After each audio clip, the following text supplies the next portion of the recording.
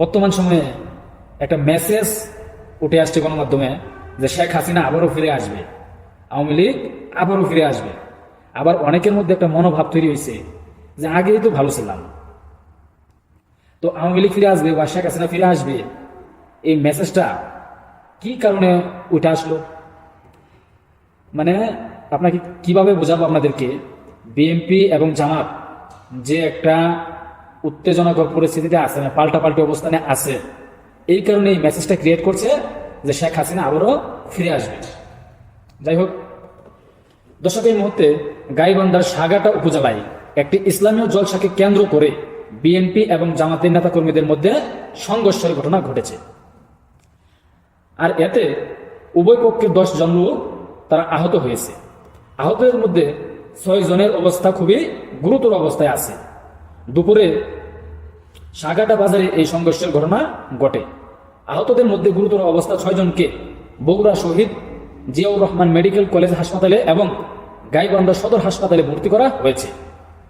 তো কি নিয়ে ঘটনা? গুড়িদহ ইউনিয়নের সর্দারপাড়া এলাকায় একটি ইসলামিক জলসার আয়োজন করে বিএনপি, যেখানে গাইবান্ধা জেলা বিএনপির সভাপতি মহিউদ্দিন জামান নিশাদকে প্রধান অতিথি করা হয়। এই অনুষ্ঠানটি আগামী 29শে ডিসেম্বরে অনুষ্ঠিত হওয়ার কথা। তবে জামাত সমর্থিত আব্দুল আজিজ একই এলাকায় আরেকটি ইসলামী জলসার আয়োজন করে 26শে ডিসেম্বর। ওই জলসাতেও নাহিদুজ্জামান নিশাদ নামক বিএনপির যে নেতা আছে তাকে প্রধান অতিথি করা হলো, কিন্তু বিএনপির বাকি নেতাদের সেখানে অতিথি করা হয়নি। এই ঘটনার দুই পক্ষের মধ্যে উত্তেজনা সৃষ্টি হয়। দুই পক্ষের মধ্যে কথা কাটাকাটি জের ধরে সাগাটা বাজারে উভয় পক্ষের মধ্যে প্রথমে দাওয়া পাল্টা দেওয়া ঘটনা ঘটে।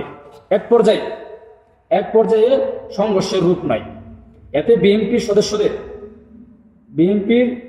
সদস্য সচিব, গরিদহ ইউনিয়ন পরিষদের chairman Selim Ahmed tulip, সাগাটা degree কলেজের ছাত্রদলের আহ্বায়ক যিনি আছেন জহিরুল ইসলাম সহ গরিদহ ইউনিয়নের বিএনপির সদস্য সচিব আনিসুর রহমান সহ 6 জন আহত হয়েছে।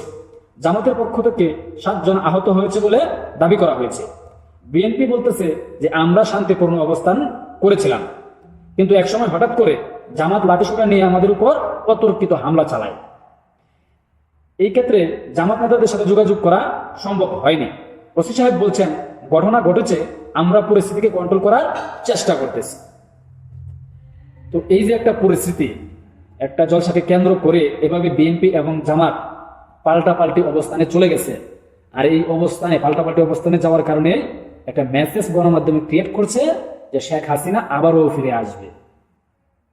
এখন আমার মতো হলো যে আপনারা যে কে কাকে দাওয়াত দিচ্ছে, প্রধান অতিথি করছে না করছে, এইগুলা নিয়ে যদি সামান্য বিষয় নিয়ে যদি আজকের দিন এভাবে সংঘর্ষ হয়, তো বাকি দিন কি হবে? এখন তো জনগণ বলতেছে যে আগেই ভালো ছিলাম। তো এই যে বিএনপি বর্তমানে যে বিভিন্ন জায়গায় যে ও কর্মকাণ্ড ঘটতেছে, বেশিরভাগ কিন্তু বিএনপিরাই করতেছে। যে অনেকে ভাবছিল যে গত 17 বছর যাবৎ বিএনপি সরকার ক্ষমতায় নাই, তো তারা হয়তো বুঝতে পারছে, তো ভবিষ্যতে তারা যখন ক্ষমতায় আসবে হয়তো নমনীয়তার মাধ্যমে দেশ চালনা করবে।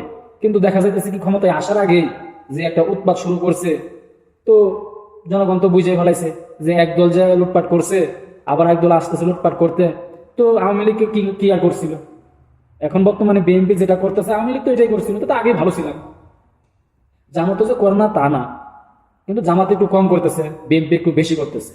এটাই কিন্তু দেখা যাক এই বিষয় নিয়ে বিএনপি এবং জামাত পরবর্তীতে কি পদক্ষেপ নেয়, কি অবস্থানে যায়, এবং সরকার কি একটা প্রতিক্রিয়া জানায় দেখা যায়। কিন্তু যে মাঝখানে আরেকটি কথা আসলো যে আমি যদি আবার আগের কাজে ফিরে যেতে পারি, মানে ডক্টর মোহাম্মদ ইউনূস সাহেব বলছেন, আমি যদি আবার আগের কাজে ফিরে যেতে পারি তাহলে আমি ভালো থাকবো। তাই এটার ইঙ্গিতটা কি? যে উনিও একটা প্রেশার ক্রিয়েট করছে, ওনাকে এখানে জোর করে আইনা বসানো হয়েছে। উনি বলতেছে আমি এটা চাইছিলাম না, আমাকে এখানে জোর করে বসানো হয়েছে। তো আপনারা যদি এরকম করেন, ছোটখাটো কোনো বিষয় নিয়ে দাবা পাল্টা দেওয়া শুরু হয়ে যায়, সংঘর্ষ হয়ে যায়, তাহলে উনি তো এই কথা বলবেই যে আমি আগের কাজে ফিরে যেতে চাই। তো ভাই এগুলা বাদ দেন, দেশ কিভাবে স্থিতিশীল থাকবে সেই পরিস্থিতি গ্রহণ করেন।